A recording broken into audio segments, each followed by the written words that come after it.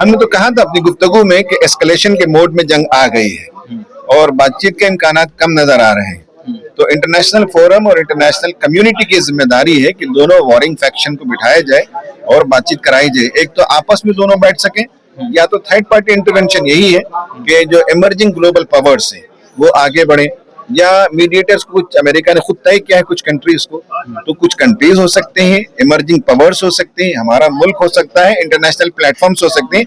ये third party intervention के जरिए से बातचीत होनी चाहिए। लेकिन सर ट्रम्प कह रहे हैं कि अभी भी मौका है, डील कर लो, नहीं तो भीषण हमले फिर शुरू हो जाएंगे। हाँ, धमकी से तो कभी दुनिया में डील नहीं होती है। हाँ, म्यूचुअल रेस्पेक्ट से डील होती है।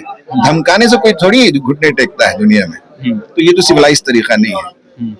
लेकिन ट्रम्प कह रहे हैं कि हुर्मुज़ तो हम खोल के रहेंगे, कुछ भी हो जाए, फिर उस पर टैक्स भी वसूलेंगे। हाँ, तो करेंगे जो उनकी कुव्वत होगी वो करेंगे। जंग में तो सब दोनों तरफ से बातें होती हैं, नैरेटिव बिल्ड किया जाता है और साइकोलॉजिकल वारफेयर होता है, मीडिया परसेप्शन क्रिएट किया जाता है। ग्राउंड रियलिटीज क्या है वो तो वक्त बताएगा। सर जैसे जन सुविधाओं पे हमला कर रहा है अमेरिका, पुल हो गए हैं, हॉस्पिटल हो गए, इसको कैसे देख रहे हैं? हमने बताया ना कि सबसे बड़ा कंसर्न तो यही कम्बैटेंट, इसमें कम उनका नुकसान होता है। नॉन कम्बैटेंट जो लड़ाई में नहीं होते, अवाम और पब्लिक, उनका नुकसान होता है। ये सबसे बड़ा कंसर्न है और पूरी दुनिया को आवाज उठानी चाहिए। उन्हीं पे हमला किया जा रहा है। हाँ, ये तो बहुत गलत बात है। हम तो कह रहे हैं कि ये बिल्कुल नहीं होना चाहिए।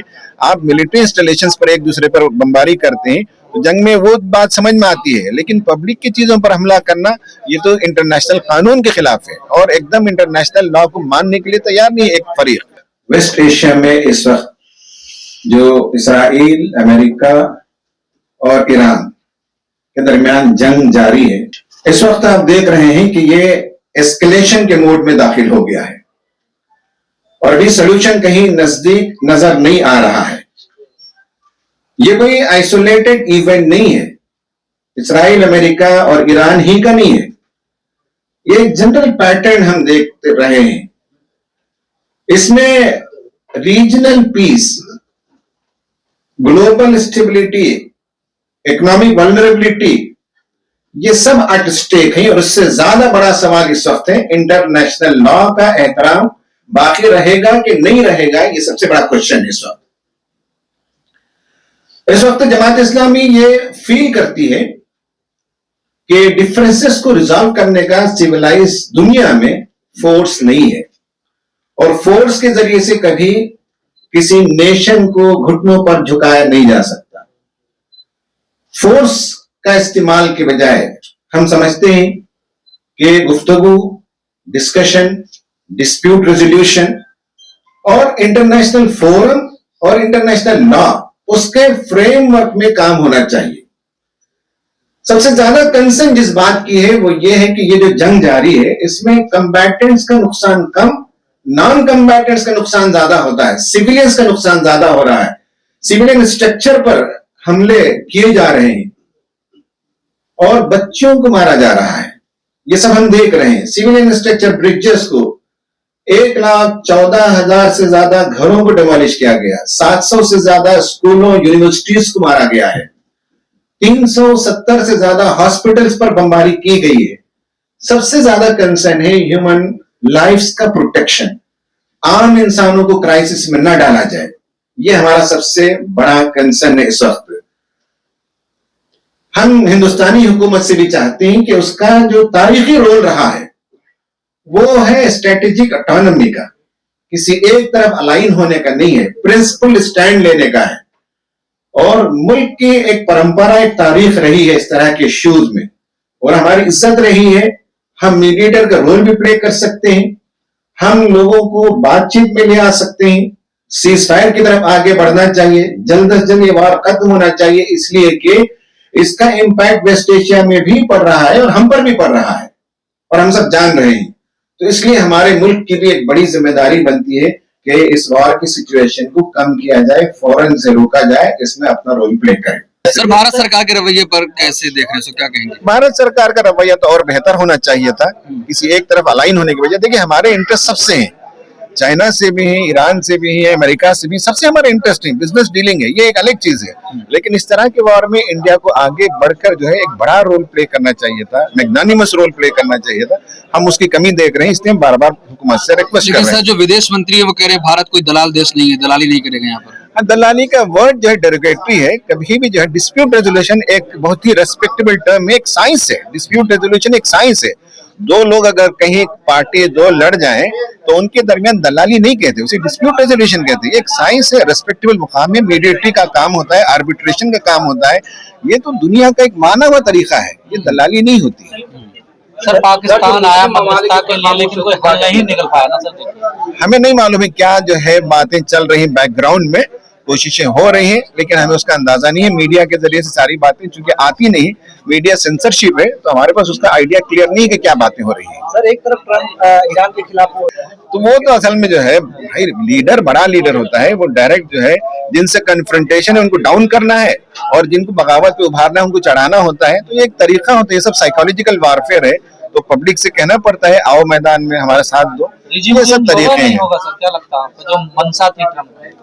वो तो एक महीने की जंग ने बता दिया कि वहाँ की जनता मजबूत है और अमेरिका जिन मुद्दों को लेकर या जिन ऑब्जेक्टिव लेकर आगे बढ़ा उसमें बुरी तरह नाकाम हुआ। ऐसा ही लगता है, वक्त बताएगा क्या होगा। सर इसी जंग के बीच आर्मी चीफ जो अमेरिका के हैं उनको जबरन हटा दिया गया, 1 साल भी तो उनका रिटायरमेंट बाकी था। तो क्या लगता है कि ट्रम्प के खिलाफ बगावत हो रही है अमेरिका? नहीं, वहाँ जो है पेंटागन के दरमियान और मेरे ख्याल से हुकूमत के दरमियान डिफरेंस ऑफ ओपिनियन है कि इस जंग को कैसे डील किया जाए, क्या स्ट्रेटेजी होनी चाहिए। क्योंकि वार में सबसे इंपॉर्टेंट है स्ट्रेटेजिक लेवल होता है, बाद में ऑपरेशनल लेवल होता है। ऑपरेशनल लेवल को सामने लाएंगे, स्ट्रेटेजी को पीछे रखेंगे तो यही नुकसान हो रहा है। तो हो सकता है कि पेंटागन के दरमियान और गवर्नमेंट के दरमियान स्ट्रेटेजी के लेवल पर डिफरेंस ऑफ ओपिनियन था, तो इसलिए एक नहीं 12 से ज्यादा ऑफिसर को निकाल दिया गया। खाड़ी देशों को जिस प्रकार नुकसान हो रहा है उसको आप कैसे देखते हैं? हाँ, खाड़ी देशों के सिलसिले में अभी तक जो बात आ रही है वो ये कि अवामी इंस्टॉलेशन के बजाय उन्होंने बार बार ये कहा है कि जहां जहां अमेरिका का स्टेक है वहां वो मार रहे हैं और मारने से पहले 24 घंटे का वक्त दे रहे हैं और कह रहे हैं कि सिविलियन कैजुअलिटी ना हो। तो इस तरह से मीडिया में हमें पढ़ने को मिलता है, लेकिन बहरहाल पब्लिक का हम वो ईरान में हो वो गल्फ स्टेट में हो, कहीं भी पब्लिक का नुकसान होता है तो हमें उससे चिंता है, उससे हमें परेशानी है। जो मुस्लिम ममालिक खामोश है उसमें क्या कहते हैं? हमें नहीं मालूम है कि मुस्लिम ममालिक क्या कहते हैं, इसलिए कि जंग के दूसरे दिन ही से जो है उनके दरमियान बातचीत चल रही है, डिस्कशन चल रहे हैं।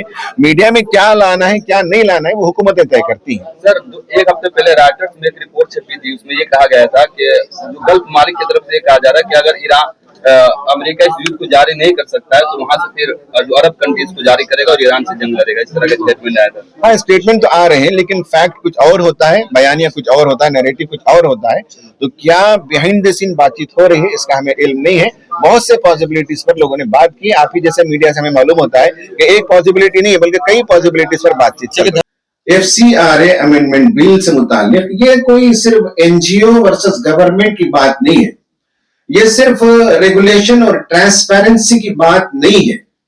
ये दरअसल एक डेमोक्रेसी में इंस्टीट्यूशंस का एक बड़ा रोल होता है और खासकर इंडिया में एजुकेशन प्रोवाइड करने, हेल्थ सर्विसेज प्रोवाइड करने और हैव नॉट्स सोसाइटी का जो वल्नरेबल सेक्शन है उसकी मदद करने में इन इंस्टीट्यूशंस ने कई 100 साल काम किए हैं। 1-2 साल 10-20 साल नहीं है, इनकी एक हिस्ट्री है, इनका एक कंट्रीब्यूशन है। अब यह है कि जो अमेंडमेंट बिल लाया जा रहा है उसके सिलसिले में सेक्शन ऑफ सोसाइटीज का एक परसेप्शन है और डेमोक्रेसी में परसेप्शन भी मैटर करता है, फैक्ट्स के साथ साथ परसेप्शन भी मैटर करता है। और वो ये है कि इसमें कुछ अथॉरिटीज को एक्सेसिव पावर दिया जाएगा, सेंट्रलाइज्ड अथॉरिटी होगी और बड़ा कंसर्न ये है कि इन इंस्टीट्यूशन को कभी चाहे तो वो अथॉरिटी कंप्लीट टेक ओवर कर सके। ये सब चीजें वाइड पावर्स दे दी गई जिसमें चेक्स एंड बैलेंस बताए नहीं गई हैं और इसमें अगर किसी इंस्टीट्यूशन की तरफ से प्रोसीजरल थोड़ा सा लैप्स हो जाए तो उसके कॉन्सिक्वेंसेस बहुत ग्रेव और बहुत ही ब्लंडर होगा। इसलिए समाज के इन तबकों की आवाज को सुनना चाहिए। हमारा बहुत सिंपल प्रिंसिपल स्टैंड है, हमारा कॉन्फ्रंटेशन नहीं है, हमारा हम्बल सजेशन है गवर्नमेंट को कि तमाम स्टेक होल्डर से बातचीत की जाए, इंस्टीट्यूशंस की क्रेडिबिलिटी एट स्टेक ना हो, ट्रस्ट को बाकी रखा जाए, वाइडर कंसल्टेशन होना चाहिए, इंस्टीट्यूशन का प्रोटेक्शन होना चाहिए। जहां रेगुलेशन का वायलेशन हो तो वहां पनिश होना चाहिए, लेकिन punishment should not be rule, बल्कि यह है कि डेमोक्रेसी में इंस्टीट्यूशंस तो डेमोक्रेसी को स्ट्रेंथन करते हैं। तो 1-2 इंस्टीट्यूशन की गलती के नतीजे में जनरलाइज करके तमाम जो अच्छे काम हो रहे हैं उन्हें क्रिपल कर देना, ये मुल्क का बड़ा नुकसान होगा।